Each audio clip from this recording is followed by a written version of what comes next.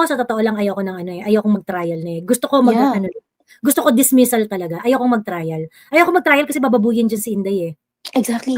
Alam mo Bababuyin si Joey, Inday alam pagkatapos natin yung mangyayari diyan, magpe-present sila ng mga iba't ibang ebidensya at yung mga evidence na yun, mga clips lalabas yan sa media. Alam naman natin yung style nila, clips, 'di ba?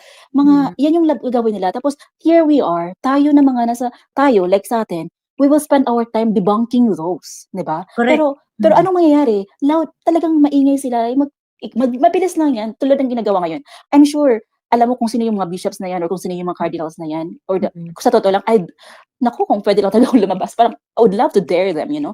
Siguro Tama. kasi these people, they're just reading the headlines. Maybe binabasa na yung kung anong mga nasa newspapers palagi. But of course, how can you expect that this mainstream media would be not critical of Duterte, 'di ba? How can you expect them to be neutral? They want a show. The mainstream media want a show.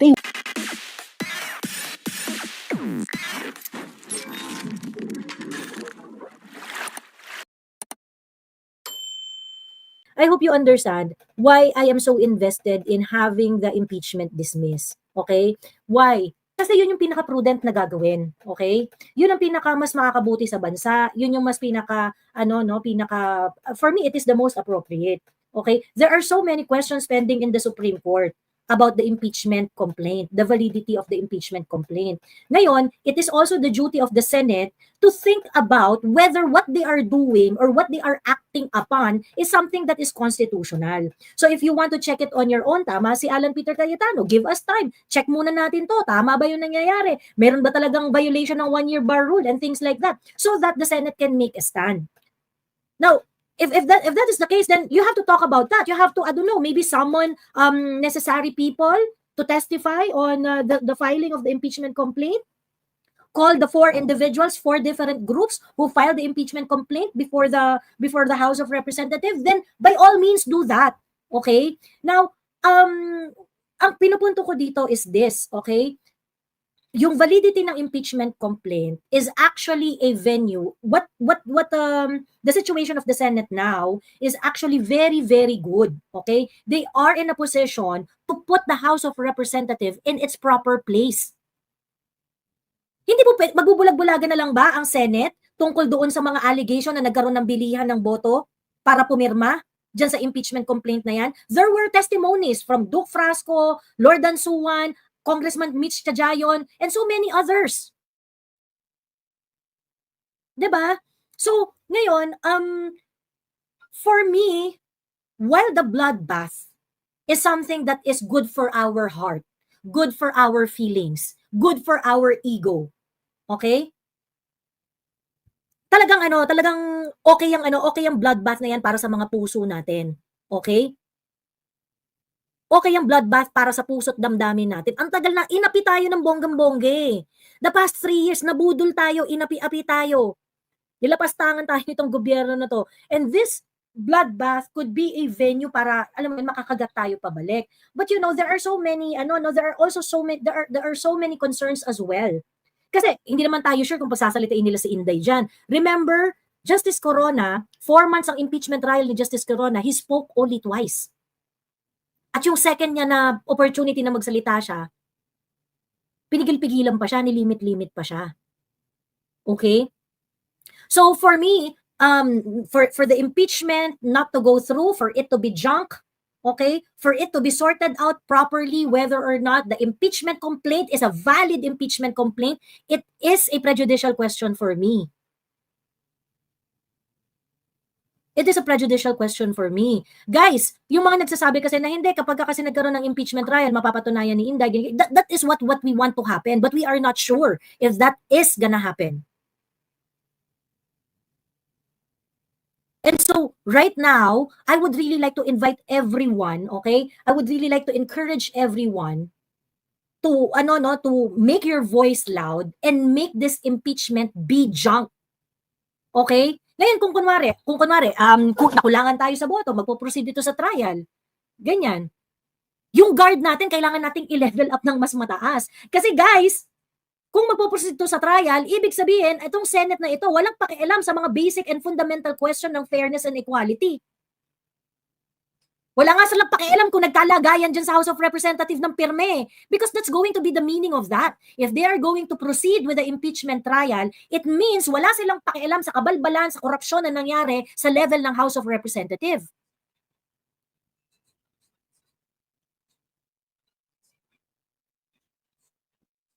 So it's very, very important that this impeachment should be junked and we should use all our forces, all our voices to make sure that this is gonna be junked. Ngayon, kung kunwari, matuloy ito sa, matuloy ito sa trial, o di sige. Wala tayong magagawa, matutuloy ito sa trial. But you know, having this impeachment go through the trial, hindi tayo sigurado dyan. Make your guards really, really high. Okay? Make your guards really, really high. Huwag kayong mapangkampante na, ay hindi, we have the numbers, ay hindi, we have the vote, ganyan-ganyan. Maaakwit naman yan, maaakwit naman yan. We do not really know what's gonna happen. That is for sure. That is for sure. There are so many things that we want to happen. Inday is very ready for the bloodbath. Okay, meron tayong mga bala, meron tayong mga bit-bit going to the impeachment trial. But we do not know how much they can control this trial. So, it's better for this impeachment to be junk because there are so many constitutional questions, there are so many infirmities. And agree ako dito kay Senator Bato. Senator Bongo also said, I don't think yung sinabi ni Senator Bato is confusing. Senator Bato is saying na na hindi minamadali ang impeachment. Doon tayo sa accountability, doon tayo sa tamang proseso. Hindi minamadali yan. If you want to impeach a person, you have to follow the rules. You have to abide the Constitution.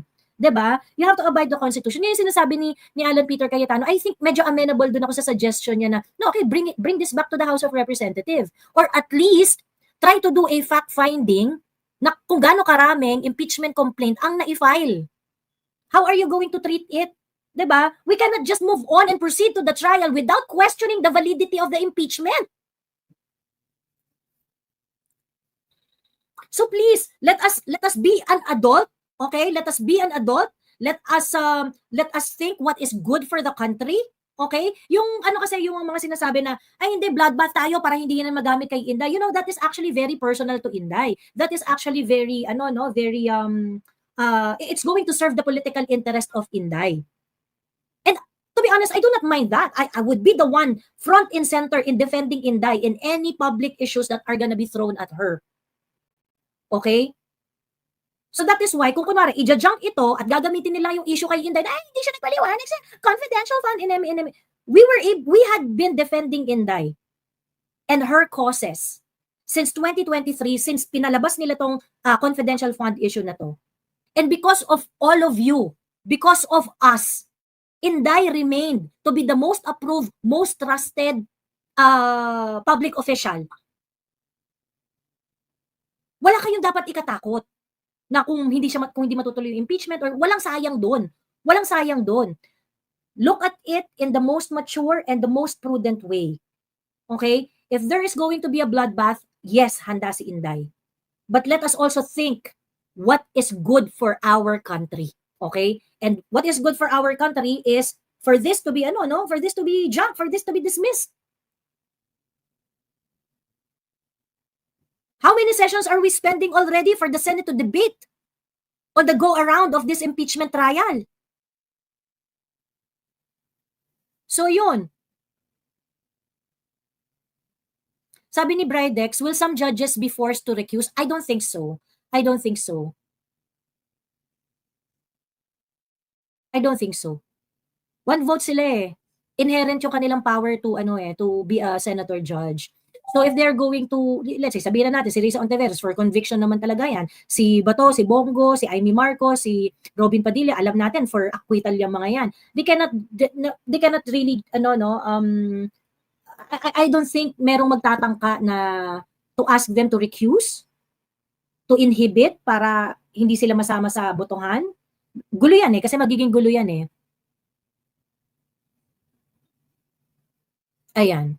Paubos na ang pondo, gusto na nilang sagarin dahil sa trial na yan. Dismiss impeachment now na. Correct.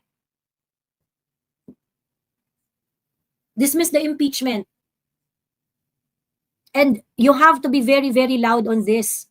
There are so many issues in this country. Ang dami-dami nating problema. Sunod-sunod ang baha, faulty ang mga flood control system, faulty ang public health services dito sa Pilipinas. Ang dami-daming problema. Do you really want to spend time talking about the 125 million? Na by the way, clear na ni COA yung 52 million dyan. 73 million lang ang tinatanong ni COA at ang tanong pa ni COA, give us additional documentation. There's really nothing earth-shaking in the money involved. And you want a full-blown trial for that?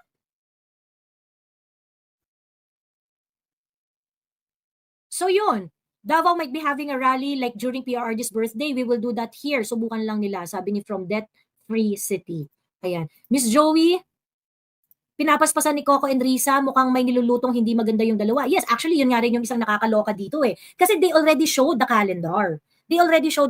And that is their best scenario. Their best scenario is to if you've been watching my live in the past, ayan din yung sinasabi ko sa inyo, that if the impeachment is going to happen, they are going to do it ng paspasan. Gugulatin nila tayo, just like what they did to PRRD. Na sobrang bilis ng mga pangyayari, kahit tayong lahat nagulantang. Yung iba nagising na lang kinabukasan, nakidnap na si PRRD. And they didn't know that it happened. Many Filipinos did not know it happened. That PRRD was actually sent to The Hague. And they are definitely going to do that to Inday Sara.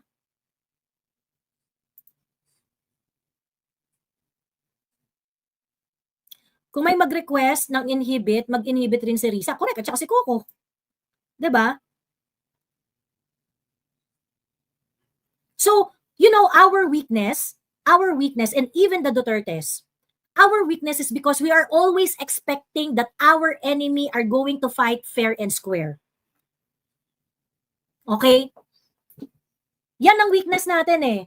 Akala natin yung mga kalaban natin lalaban ng patas at tama. Look at what they did to PRRD. They did not even bring PRRD to proper judicial to proper authority. To competent judicial authority before bringing him to The Hague.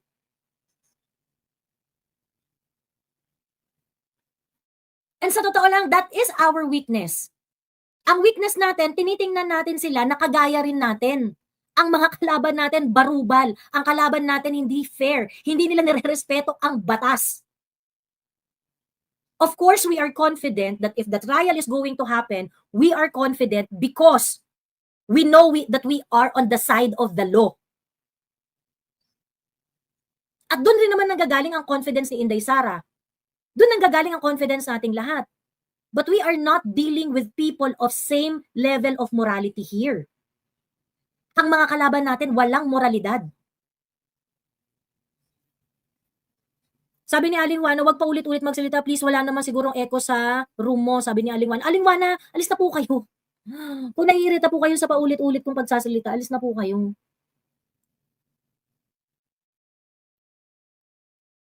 Ayun. So di sila marunong lumaban ng tama kasi di sila mananalo if di nila gagawin yung fair and square. Correct. Kaya nga sabi ko sa inyo, while bloodbath is something that Inday Sara is preparing for, we still need to watch out. Kasi ang kalaban natin, hindi natin alam kung ano ang mga kaya pa nilang gawin. 'Di ba?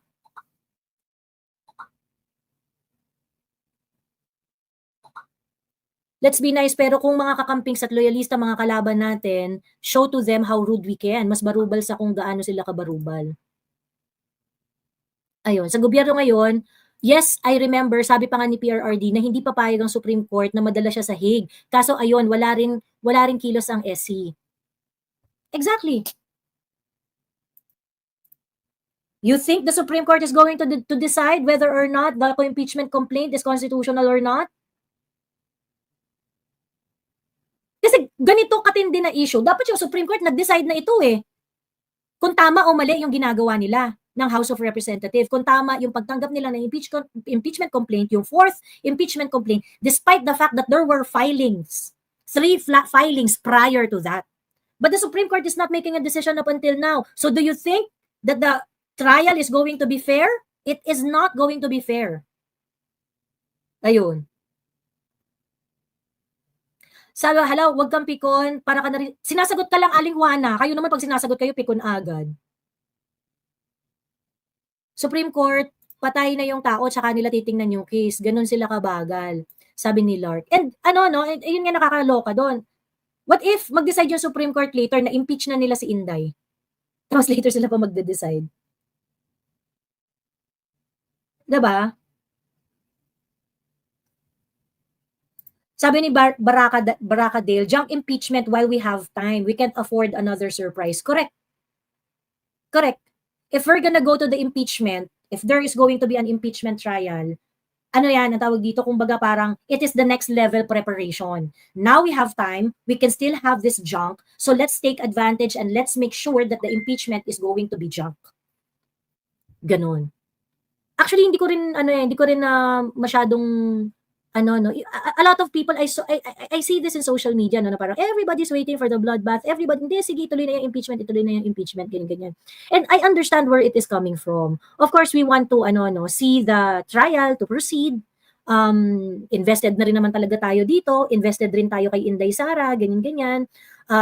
Gusto rin natin na, somehow makaganti dito sa mga to. We would like to know kung ano yung mga hawak na bala ni Inday and things like that, ganyan. While we want the bloodbath to happen, hindi yun yung dapat na wini-wish natin na mangyari.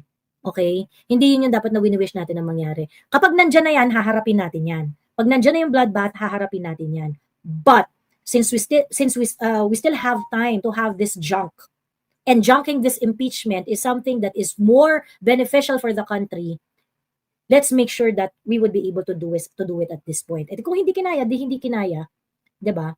Pero habang may time, i-push natin, tulungan natin yung mga senators natin. Ayun. Ang ugat yan, singagwa, kung ayaw ni BBM, hindi yan mangyayari. Ayun. Ang sarap na rin murahin ng SC, nakakadismaya, ang bagal kumilos. Well, there are so many public interest issue that is not moving. Biruin mo yung GAA na oral arguments. Sabi nila they're going to schedule it at a later date. Supposedly May 19 yung oral arguments para sa GAA. Anong petsa na? Wala pa rin, 'di ba? Hindi kasi pag na-remand talaga yung yung kaso. It should come out in the screen. It's like 50% dead. It's like 50% miss. So kaya ayaw yun ni Coco. Kaya nga ako, amenable ako dyan. Amenable ako dyan. Sige, i-remand mo na. Okay lang din yan. Yung essence rin yan, dismissal din. Kaya ayaw siyang tanggapin ni Coco. Anyway, ayun, nangamote si Coco at Virus. Well, because yung compromise ni Alan Peter Cayetano is very good at doing it. He's very good at this is very good in building consensus here. Kasi of course, ang gusto nila ba to, dismissal. Ganyan. I-dismiss na natin to because there are some constitutional issues. We should not act on it. We should not act on the impeachment complaint.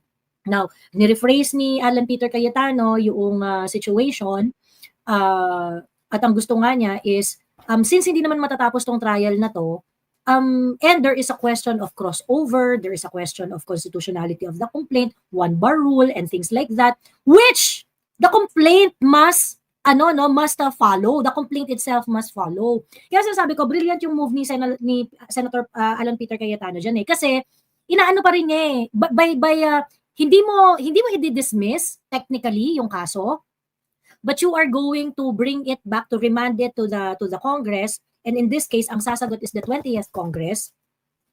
They have to do the compliance dito sa impeachment complaint na ito to ensure that they are not violating any laws or they are in compliance with what the Constitution requires para sa isang impeachment complaint, which in effect also protects the Senate as an institution. So syempre sa side ni Coco Pimentel, ayaw niya yan kasi unang-una, gusto niya hearing na, gusto niya trial na. Tsaka what I really envision is that for those who are G na G, ang gusto nila talaga niyan, tapusin na yan, paspasin niyang impeachment complaint nang hindi natatawid ng 20th Congress because pag tumawid ang impeachment sa 20th Congress, that's a huge constitutional question that the side of Risa Ontiveros and Coco Pimentel cannot really, it's very expensive on their side. The cost is too the gamble is too high kasi malaki talaga ang chance na na sabihin ng korte diyan na ay hindi pwedeng tumawid yan. So ngayon, kaya ang gusto nila is wag itawid ang impeachment sa 20th Congress. Kapag ka nagsimula ang trial, they're going to do everything in their strengths to complete the trial within the scheduled within the scheduled date, yung up until June 30. So yan ang gagawin nila. Yan ang gagawin nila diyan. If that is the case, may role si Coco Pimentel. Buhay pa siya. 'Di ba? Ayun. Pagka ganun ang ginawa nila, buhay pa si Coco, may silbi pa si Coco. Eh ngayon kasi kapag kunwari binalik mo nga sa Congress yung 20th Congress ang pasasagutin mo, undermined na si Coco at saka yung ibang re-electionist, sila Binay, sila yung mga mawawala na sa Senado, undermined na sila. 'Di ba? So it's actually a good play, no? It's actually a good play. And kaya nga importante kaya nga sabi ko sa inyo, dapat ang bargain natin dito, magsisimula tayo sa junk the impeachment. Magsisimula tayo sa junk the impeachment kasi kapag kunwari nagkaroon ng mga bargaining, nagkaroon ng negotiation, yung position mo na junk the impeachment, absolute dismissal, para mag-agree ka, it has to be near that demand. Ganon. Kasi pagka nagsimula ka dun sa pag nagsimula ka sa, ay hindi, bloodbath na tayo, ganyan-ganyan. Bloodbath na lang tayo kung bloodbath, ganyan-ganyan. Mahirapan ka na bumalik doon sa junk the impeachment, 'di ba? Mahirapan ka na bumalik doon. Eh ba't mo pa ipapa-junk? Eh gusto mo naman pala ng bloodbath, 'di ba?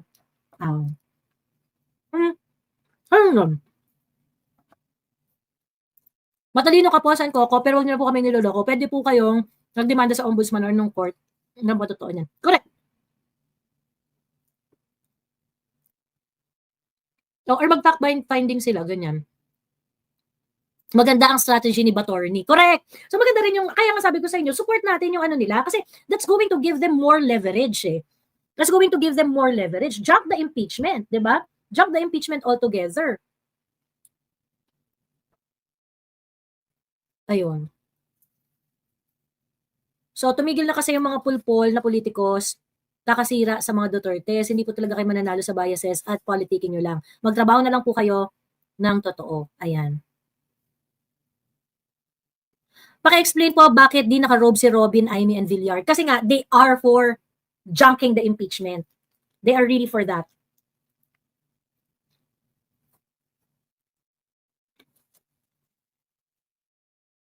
Yun ang stand nila. So they want to junk the impeachment through the resolution. I think that's what they want to do. Ba't hindi nagsasalita siya? Ba't hindi nagsasalita siya? Inintay ko nga rin eh. Hindi ko rin alam kung ba't hindi nagsasalita si Amy. Inintay ko rin. Pero kanina, ini-intercept niya si Risa Ontiveros. Pino-point of order niya si Ontiveros. However, when Amy went to the stand and tried to call for point of order dito kay Risa Ontiveros, nag-recess sila. Sila.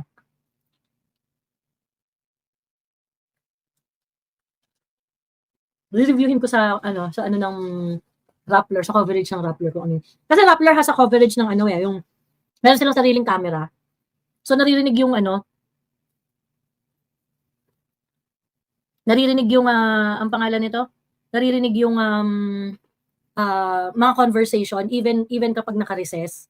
So yun yung magandang tingnan doon sa coverage ng Rappler. Ayun.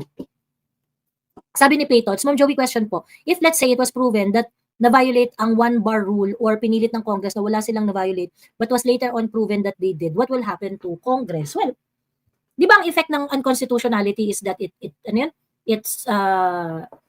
serves no office, it serves no the entire action is invalid, di ba?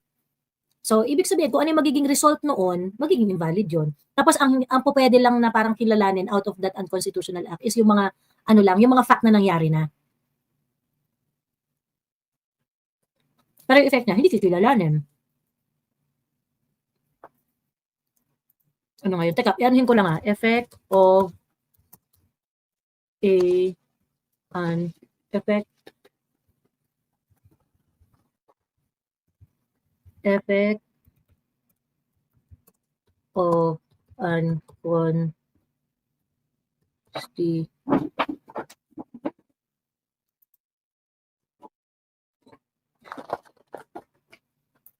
Ayan, yun. When an action is declared, for example, a law or an action is declared unconstitutional, it is treated as if it never existed. It doesn't create any rights or obligation, and is binding on all, including courts. This invalidation is often retroactive, meaning the law cannot be applied to past events or circumstances. Sobrang kasi naman. Hmm? Wala accountability na tao na nagkamali. Wala. Wala. Usually wala. Pero kung meron siguro, kakasuhan lang separately. Ganon. Sa pagkakaalam ko. Ayan. Ilang araw na lang magsisialisa na rin yung mga yan. What is the risk of the 20th Congress sustaining the impeachment if theoretically they can, if you believe the reports about 200 congressmen still support Martin? If magko-cross siya doon sa 20th Congress, magkakaroon, ano yan, ang tawag dito? I think prejudicial question yon. I don't think the 20th Congress would be able to act as an impeachment court or prosecute the House of Representatives prosecute the impeachment case kasi nga yung mga pagkatao nila, yung personality nila would be in question. So mahahalt yan. I'm very sure. Kaya nga sa akin, sabi ba, sige, 20th Congress, tatawid. Sige, remand, pagkatapos babalik ng 20th Congress. Okay yan! Okay sa akin yan. Kaya nga sabi ko, parang ang mangyayari, hindi siya na-dismiss, pero parang 50% dismiss na rin siya. Ganon. Kasi uulanin sila ng constitutional questions dyan. And the question would be prejudicial. I mean, ibig sabihin, hindi mo na kayo po pwedeng mag-act not unless masettle nyo yan. Meron ba talaga kayong personality to conduct the impeachment trial? And meron ba kayong personality dyan sa House of Representatives to prosecute? Diba? Yun.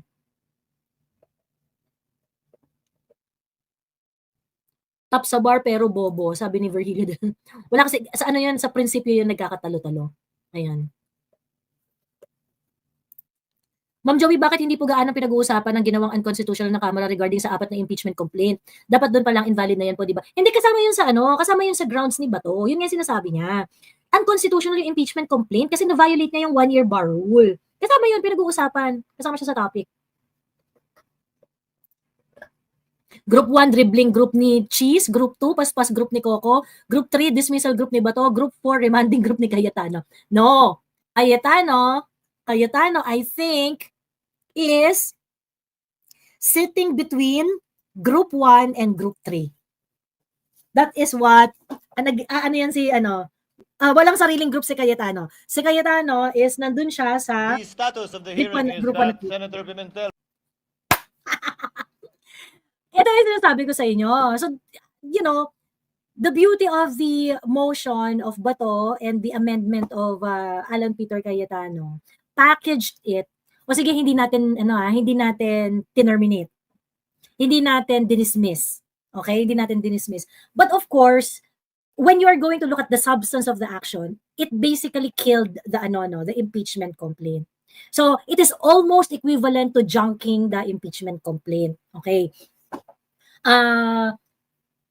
Kasi ang hihintayin mo sumagot yung 20th Congress directed yung remand to the 20th Congress not to the 18th Congress. Not to the 18th Congress. So, ibig sabihin yan, pagbalik niya sa 20th Congress, magkakagulo pa yan. Although there is a press release na parang, buo pa rin yung Congress, si Martin pa rin, kineme. No, Martin is scramming right now. Martin is scramming. Hindi yan, naghahanap yan ng support ngayon, natutuliro yan. So, there is a huge, possibility that they are going to have a difficult time na mag-comply dito sa action ng Senate as an impeachment court para mag-verify ng impeachment complaint na yan. Ganon. Tapos, ngayon, si Risa at si Coco, malungkot sila. Malungkot sila kasi alam talaga nila yung ibig sabihin nito. Talo talaga sila. Talo talaga sila. Hindi, 20th. It is directed to the 20th Congress. Sorry. Ano ba sabi ko? Yung remand ng impeachment complaint directed to the 20th Congress. 20th. Ayan. Not on the 19th Congress. Kasi wala na ring time eh. Hanggang 30 na lang to eh. 13 na nga yung last session day nila eh. So, hindi na talaga aabot. Ayun. So, yun. So, kaya ang feeling talaga nila dyan, emergency meeting ng HOR, sabi ni Noy. Pwede, true. Baka mag-emergency meeting na sila. Ayan. So, and if you are going to if you're going to remand the impeachment complaint back to the Congress, to the 20th Congress, not the 19th, Martin has to do everything all over again. Yung pinull off niya noong February 4, he has to do it again. Can he? May pera pa ba siya? 'Di ba? So, ang essence talaga nitong remand na to, ang essence talaga nito, pinatay niya na ang impeachment. Yun. Technically, it's 50% dead kasi hindi naman talaga terminate eh. Hindi naman talaga patapos eh. Open pa yan. Pagkatapos meron pa silang mga procedure, ganyan-ganyan. So, ang iintayin na lang natin is how the Congress is going to react on the order of the Senate as an impeachment court. How are they going to address yung mga issues na nilatag ng impeachment court on the 1-year bar rule and on the 1-year bar rule and the crossover. Ganon. So, kailangan sagutin ng 20th Congress, i-adapt nyo ba yung action ng 19th Congress? Itong impeachment complaint na ito, i-adapt nyo pa ba? Now, once they address that, there's also another question. How are you going to guarantee to us that you did not violate the 1-year bar rule ng impeachment na yan? So, see, it makes the lives of these people really, really difficult because of this action of the Presiding Senate. officer recognized. Hearing is hereby adjourned. Okay. I love her. Well, yes, happy Independence Day. Happy Independence Day. Nakakaloka. Oh my God, I'm so very, very happy. I am so very, very happy. Ayan, nandito si Dare to ask. Gusto raw niya makipagkwentuhan. Hello, Dare. Dare. Dare, live ka na, Dare. Dare. Narinig mo ako? Oo. Ayan, narinig na kita. Can you hear me? Yes, I can hear you. Yeah. Okay, hello. Hello everyone. Grabe. Ano masasabi mo sa mga kaganapan? Yes, narinig mo ako? Clear ka, clear. Kaloka? It's good deal. It's a good deal. They did not kill it up front. Ay, teka lang ha. Kasi nag-echo sa akin. But, oh my goodness. Okay na, finish na. Yeah. I think it's fair enough. We just really want naman talaga fairness, yung due process, di ba? Yun naman yung hinihiling natin eh. Kumbaga, of course, we would like sana dismissal, di ba? Pero siguro, gusto rin nilang ipakita din sa mga different groups na, not totally, but, not to anger. Kumbaga, I think a little bit fair kung titingnan mo sa consideration ng different groups, di ba? Yeah. Para hindi magwala yung mga pro-impeachment. Hindi ba naman terminated? Hindi kita naririnig. What happened? Ay, hindi mo ako naririnig? Hello? Hindi mo ako naririnig? Di mo ako naririnig. May technical something. Reconnect ka daw. Reconnect ka there. Hello? Teka, may message ko lang si Dare. Reconnect ka. Ayan. Archive, it's gone. Sabi niya. Ayan. Okay. Ayun na nga, no? So, ayun, yung hindi kasi siya, well, at least hindi siya hindi mo na siya, what do you call this? Hindi siya pinatay outright. So, yung mga galit sa mga Duterte, hindi naman buhay pa rin yung impeachment eh. Para hindi kayo magwala. Para siguro, para hindi kayo ma-heart attack ng bonggang-bongga. Pero anyway, the effect is going to be like that. So, it's interesting to wait and see what will be the action of the House of Representatives. And by doing this, they are giving Martin Romualdez the problem of his lifetime. Tangina mo ngayon, gago, ano gagawin mo? Gagawin mo ngayon, Martin. Diba? Ayun. Okay. There, go. Naririnig mo na ako there. Yeah, narinig na kita. I think it's worth celebrating that because people, especially the senators, nakikita nila, despite the many calls ng different groups, business groups, Catholic, at saka yung religious, at kung ano-anong mga grupo pa, diba? Academe, universities. Despite of those elites na nanawagan, meron ding mga ordinaryong tao, katulad natin, na nagsasalita at nananawagan din, diba? Kasi wala tayong parang ordinaryong tao na parang ito yung ang gusto lang naman namin tamang proseso at alam naman natin na politika ito. Kaya natutuwa din ako kay Senator Amy. Hello sa mga ayaw kay Senator Amy. The objective. Sinabi niya yung totoo. Parang sinabi niya yung kung ano yung mga nasa puso ng tao, 'di ba? Yeah, at kung ano nasa isip ng tao. Sinabi niya yun. So, yun yung kumbaga real talk yun, 'di ba? So, mahalaga talaga na tayo kailangan magsalita. Patuloy tayo magsalita. You never stop. Ako, I took a little while, a few days off. Pero, nakikinig pa rin tayo sa mga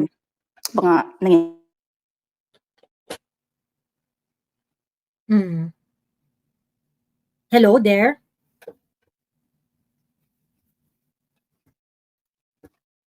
Hello there? Ayun. Okay, hello? Anyway. Yes. So, hello? Yeah, okay, you're back. Go. So basically, that's really it, diba? Parang, ang importante lang, kailangan yung tao magsalita. Kailangan hindi titigil. Kasi, ang importante naman, kahit wala tayo yung mga resources, wala tayo sa daan, wala tayo sa kalsada, wala tayong tulad ng ginagawa ng mga pula or ng mga pinks, yung massive talaga na pag-gather. Pero patuloy tayo dapat magsalita. Yun yung pinaka-importante talaga because these people, nasa social media din sila. These senators, naka-monitor din sila sa social media kung ano nangyayari. At kung patuloy tayo na magsasalita, hindi lang maiwasan yun. They will really, mapapakinggan talaga lang kahit papaano. At ano bang hinihiling natin? Focus sa totoong problema. Parang how dare you to talk about accountability at kung ano-ano pang mga nice words, highfalutin words. Pero yung totoong problema ng bayan, hindi nyo naman talaga, parang kinit-balikat naman kayo, di ba? And how dare you, kayo na mga nandiyan na maglilitis, that you yourselves are not clean, di ba? So, we're still thankful na kahit paano, parang a little bit of, how to say this, kasi kung tinuloy-tuloy nila, parang sobrang yun talaga. Hindi ka aya-aya talaga yun. Pero hindi naman totally dinismiss din. Pero, kahit paano, alam natin parang, okay, may konting due process. Diba? But of course, it's not yet done. But we know already what will happen. Diba? Yung the fact that it is not go, ako sa totoo lang, ayokong mag-trial na eh. Gusto ko gusto ko dismissal talaga. Ayokong mag-trial. Ayokong mag-trial kasi bababuyin dyan si Inday eh. Exactly. Alam mo, Joey, alam natin yung mangyayari dyan. Magpapresent sila ng mga iba't ibang ebidensya. At yung mga evidence na yon, mga clips, lalabas yan sa media. Alam naman natin style nila, clips, di ba? Yan yung gagawin nila. Tapos, here we are, tayo like sa atin, we will spend our time debunking those, di ba? Pero anong mangyayari? Talagang maingay sila. Mabilis lang yan, tulad ng ginagawa ngayon. I'm sure, alam mo kung sino yung mga bishops na yan or kung sino yung mga cardinals na yan or sa totoo lang, kung pwede lang talaga lumabas, parang I would love to dare them, you know. Siguro kasi these people, they're just reading the headlines. Maybe binabasa na yung kung anong mga nasa newspapers palagi. But of course, how can you expect that this mainstream media would be not critical of Duterte, diba? How can you expect them to be neutral? They want a show. The mainstream media want a show. They want that. Kasi, alam mo yun, parang of course, malaking kita din sa kanila. They will just interview experts, legal luminaries, political scientists, political analysts, or whatever, diba? And these people, they're just relying on headlines. But what do you think, the mainstream media? They are not covering, they are not really going to the nitty-gritty of why the 2005 GAA is called the worst and most corrupt budget in history. Wala naman silang ganung pagtakal di ba? They're so horrified with the 612 million confidential funds na hindi pa naman final yung notice of disallowance. And yet, they're so silent. I mean, ikaw, sinasabi mo na to palagi, di ba? And all others, sinasabi na to palagi, na parang hindi sila consistent. But of course, they will, talagang meron silang napansin mo, meron talagang concerted effort kung paano sila gumalaw, di ba? Yung academe, yung religious groups, yung, alam mo, different groups, pati yung Makati Business Club, di ba? Parang, sabihin na matakot na investors, paano sa 2020, paano yung GAA na illegal or worse? I mean, hindi ba mas nakatakot-takot yun? So, we can really see the hypocrisy of these people. Alam mo, Joey, ngayon lang ako parang, during my day off, tinitingnan ko ulit yung No Limit Tangere at saka El Filibusterismo. Sabi ko, kaya pala classic talaga tong books na to Kasi because of the hypocrisy of these people, the elites, those so-called educated ones, napaka-ipokrito talaga niya. Kaya, we should continue to speak up. Wala tayong ibang maasahan. Let's continue to speak up. Diba? Correct. Kaya nga ako yung dito sa impeachment na to, sabi ko nga, kasi di ba nagsalita si Inday, tapos parang sabi niya, ako I want bloodbath, yung mga lawyers ko, yung mga abogado ko, and those people who are helping her are parang are saying that they want the impeachment to be dismissed, but personally siya gusto niya ng bloodbath. Yun yung sabi niya. But of course, I know that Inday, when she was saying that out of anger. Alam mo yun? And of course, since Inday hired the defense attorney, I'm pretty sure si Inday mag-yield siya sa kung ano yung payo ng abogado niya sa kanya. So therefore, if you're going to really approach the impeachment trial, this impeachment issue, ang pinaka-favorable talaga, ang pinaka-prudent talaga na choice is for the impeachment to be junk. For the impeachment to be ganyan. Kasi nga, kapag napunta tayo dun sa bloodbath, pag napunta tayo sa bardagulan ng wagas, wala na, yung oras natin to really talk about the real issues, to talk about yung mga matters that really affect the lives of the people. Of course, like I said earlier, yung mga hindi pa dumarating dito kanina, sinabi ko nga kanina na yung bloodbath kasi, that's really going to benefit Inday Sara politically. Yes. That's going to benefit Inday politically kasi syempre makikita natin kung paano lumaban si Inday Sara, and I'm pretty sure that Inday Sara is going to do it with flying colors. Mahusay naman talaga rin makipagbardagulan yan ganyan. However, that will serve the political interest of Inday Sara. But definitely that's going to be bad for the country. Why? Because everyone is going to be glued on the impeachment drama. Yes. And we would not be able to focus on things that really matters, sorting out the budget. Kasi aabutan niya ng pagka nagkaroon ng impeachment, aabutan niya ng budget season. And how about the other issues also? Yung SONA, ang SONA ni BBM, magsa-SONA siya. Tapos parang may pending di ba parang may pending yung impeachment trial, di ba? Parang how are you going to address the nation with something that is very divisive, that is kumbaga pending? How? It's like, di ba, paano mo siya gagawin? Although, I would have to say pala na mali yung ginawa ni BBM then to say something about the impeachment. Now, of course, so today is the 20th Congress. I think it's very uncalled for because he is not supposed to say that. And another thing, Joey, I would like to give you credit din talaga, sa sinabi mo na October pa lang last year, sinabi mo yung Duterte is the vote. You were I remember ikaw talaga yung isa sa pinaka nagsabi doon na, I don't like also Salvador, Epe or whatever, sino pa yun. Pero let's show our force. Sinabi mo yung gano'n. Parang, Duterte, let's pakita natin sa kanila yung lakas natin. And I think, I would really say that after the 2025 elections, yun talaga ang pinakita ng tao. Ikaw, tayo, lahat, especially Visayas and Mindanao, and of course, the local advocacy voting, the men in uniform, we really spoke up loud and clear. And it was very, very clear. Nakikita yan sa, hindi naman tayo, di ba, parang hindi tayo mga bayad, di ba? Parang we're just doing this for the love of our country. At clear talaga natin sinabi na, sa ginawa ninyo kay PRD at sa impeachment na to, talagang, wala talaga kayong future, Parang, it was really a true show of force. Of course, there are some questions and all, but nandun na tayo. Pero, the fact na yung Visayas at Mindanao, nag-top 10 talaga, or including Aimee, na talagang PDP laban talaga, PDP endorsed candidates talaga, Duterte endorsed candidates talaga, that is a very, very big statement. Kaya itong nangyayaring 18 votes na to. So now, And so Yeah. now our politicians are thinking, or if I'm going to do something, I might lose Visayas and Mindanao and I cannot Exactly, exactly. Diba? Kasi may exhibit na tayo at saka yung men in uniform. Alam mo yun? I mean, may exhibit na tayo, Joey. And, you know, that's why, guys, alam nyo, may mga differences. It's normal. May pagkakaiba talaga tayo. That is given. That is normal. Those who don't like Amy, sure. I mean, I don't like her, you know, but ang support natin, ako personally, ang support sa kanya is just based on what she is doing. Okay? There's no loyalty there or whatever. If you we can agree to disagree, it's fine. No problem. It's healthy. No problem. Pero focus tayo doon sa pag-point out ng totoong mga problema na pilit nilang tinatabunan.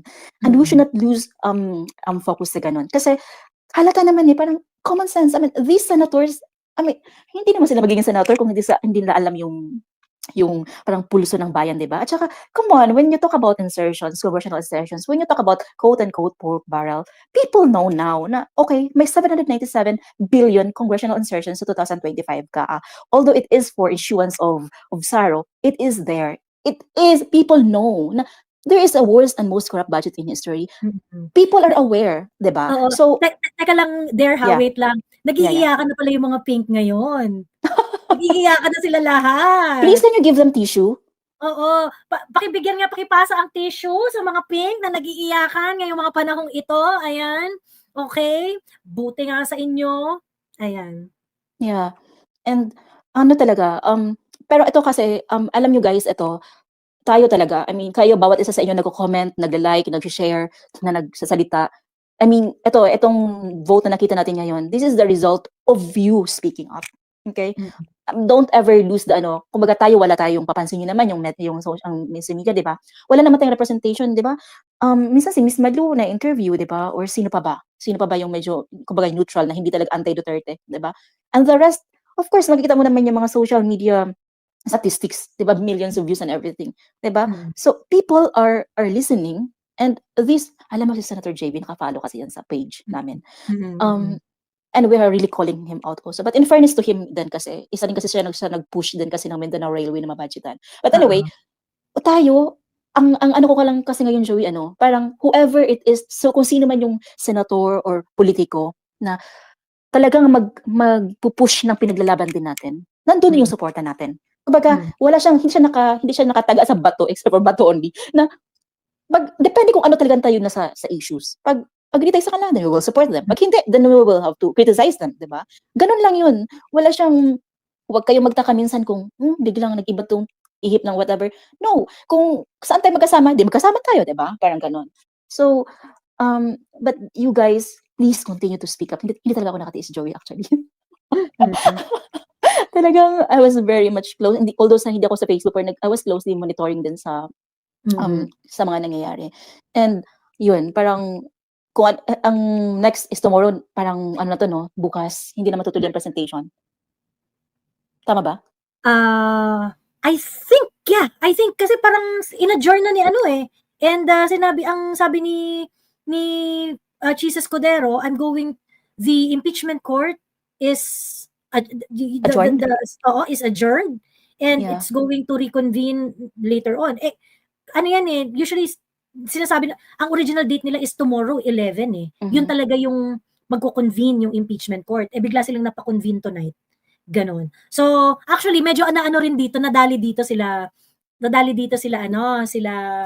Eager Beaver, yung mga Eager Beavers nila. Oo, sila madaling-madali. Oh, ayan. Okay, sabihin mo sa akin, honestly, ano yung mo, parang assessment mo? Parang parang sina Senator Bato, I mean, these people who voted, even sa Senator Joel, kahit naman parang nag-object siya kay Senator Bato, pero parang may napansin ako sa nila, yung, I think they were a bit coordinated.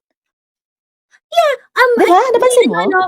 Ganito kasi, parang, I think, ganito, there are senators who are really for dismissal. Non-negotiable talaga yung dismissal sa kanila. Yeah. That includes yung Dewang Villar, Senator Amy, Senator Robin, Bongo and Bato, they are really for dismissal kasi yung original motion galing naman talaga kay Bato yan So, I think 7 sila na for dismissal talaga. Wait lang ha.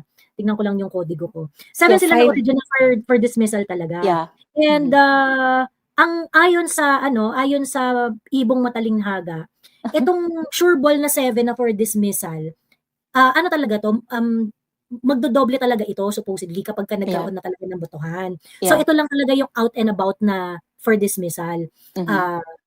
Malaki talaga yung chance. But of course, syempre, nakakakabe, hindi mo rin masigurado Yes, kasi of parang course. iba yung sinasabi nila eh. Di ba? Iba yung inaano nila eh. Iba yung mga kinakembot nila. Villanueva is really not for dismissal.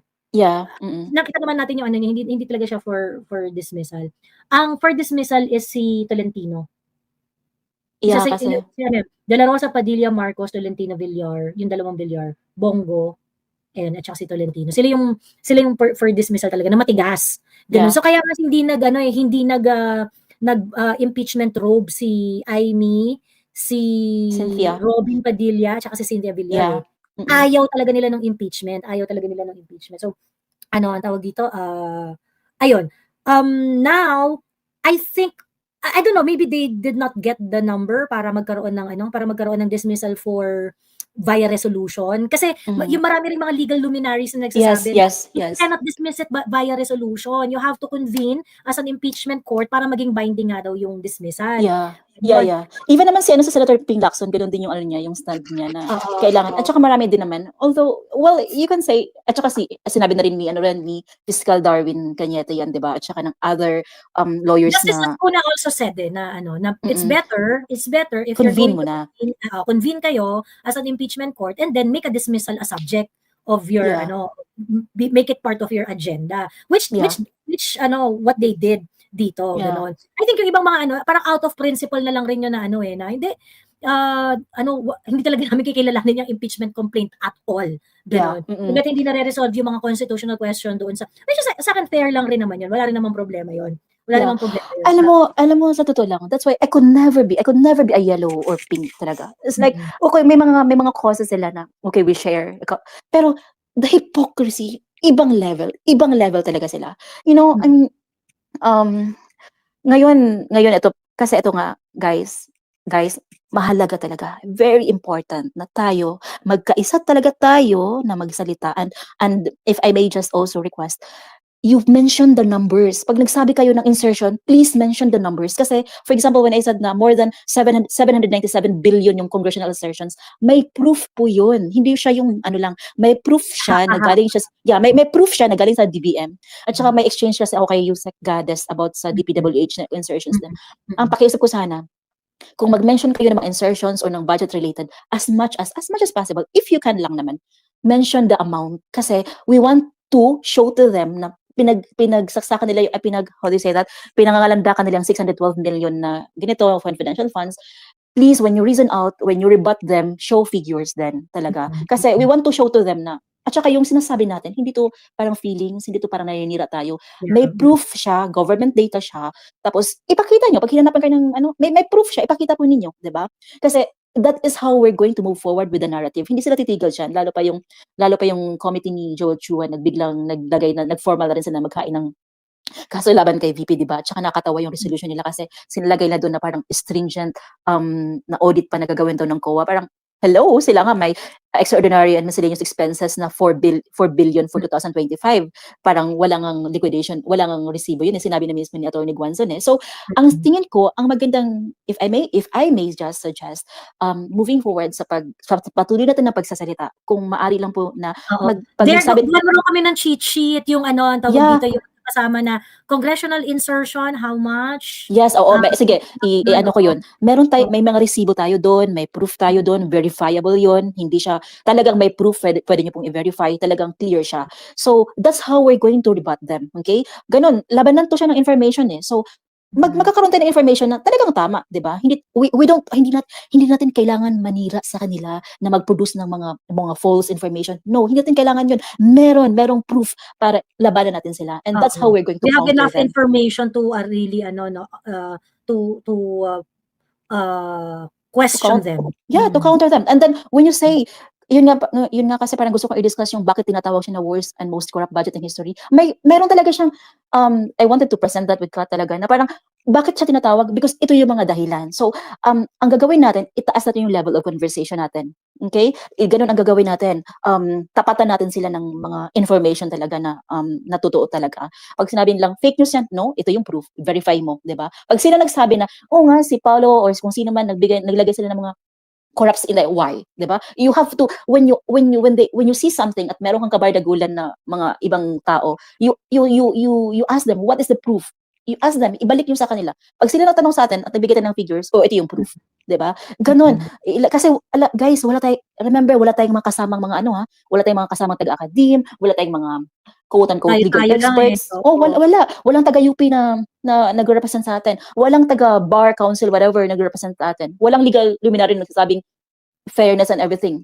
'Di ba? One-sided sila. Sa mainstream media, iba yung mga headlines nila. Tayo-tayo lang talaga, 'di ba? Wala tayong kasama na magtatanggol sa atin na parang, "Ay, salamat naman merong ini-interview ngayon na parang na medyo fair siya," parang ganun. Walang ganun. And so tayo kailangan nating magtulungan talaga and put out this information, this verifiable information out there talaga. At saka sa page namin sa Dare to Ask, you are free to download, to i-repost nyo, kahit i-copy-paste. Kahit i-copy-paste pa ninyo yung mga post namin. Of course, kung mas maganda rin sana may i-credit nyo lang din. But anyway, we don't mind. Wag na kayong mag-ask ng permission. I-download nyo, i-repost nyo, share, copy-paste. Kahit gumawa pa kayo ng sarili nyong page, i-copy-paste ang buong content namin, no problem talaga. Just to make this information out there. And when you see a figure, or pag may nakita kayong figures na, ano to, 10 billion, 1 billion, feel free to ask, where did you get this? May I see the proof? Feel free. Pag merong figure na nakikita kayo na biglang, halimbawa, calamity fund, binawasan ng 10.5 billion in 2025. Sige nga, patingin nga ako ng proof. Feel free to ask. You have to demand proof. Kasi hindi tayo tulad sa kanila na parang they're just throwing figures. They just talk about transparency and accountability without really meaning it, but just using it to persecute and to go after the opponents. So tayo, ibahin natin yung level natin. Kumbaga, let's level up, kumbaga. 'Di ba? And we continue to speak up, and maganda nga to yung sa'yo, Joey, kasi nakakatuwa kasi binibigyan mo rin ng chance yung maraming tao na magsalita sila, magpahayag sila, kasi nga wala naman tayong boses sa mainstream media, di ba?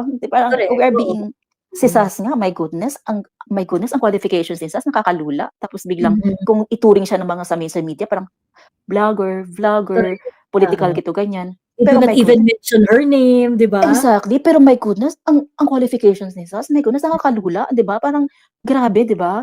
So, ganun tayo nila minamaliit. Minamaliit talaga tayo. The same way na minamaliit na si Inday, si PRD. Kasi when Duterte's are back in Malacanang, my goodness, these people will have no access sa Malacanang, sa mga sosyalan. Walang ganun. Walang time sa mga sosyalan, tsaka kung ano-ano pa. As in, totoong trabaho ang gagawin, di ba? So, walang magtatanggol sa atin at wala tayong ibang maaasahan kundi tayo lang po talaga. Wala tayong ibang maaasahan. So, this is our fight. This is our fight, and we should do this together. At if I may just say then, kung may nakikita kayong mga differences, may mga nakikita kayong mga pagkakaiba ng opinion, at kung may mga nag-away-away man, just focus on the kung ano yung pinaglalaban natin. 'Di ba? Kasi minsan nakakalungkot din yung mga ganun, pero just focus sa goal natin, kasi that's what they want us to be divided, and 'di ba? And madali na silang magano, kasi alam mo naman, 'di ba, sila yung pang headlines Tingnan mo yung mga kabataan. Sila talaga ng headlines, 'di ba? Samantalang tayo parang lang tayo parang sumisigaw na nga tayo na ito yung mga hindi tayo pinapansin, 'di ba? 'Di ba? True. Yeah, but anyway, I think I have to go. No. Okay lang, kahit diyan ka lang. Bigyan Yeah. lang natin ng moment yung si Ziti at saka si Ezekiel na magsalita. Ayan. Okay. Yeah. Wait ka lang dyan, Dare, ha? Diyan ka lang. Sige. Singit ka lang anytime pag meron kang gusto sabihin. Hello, Ziti.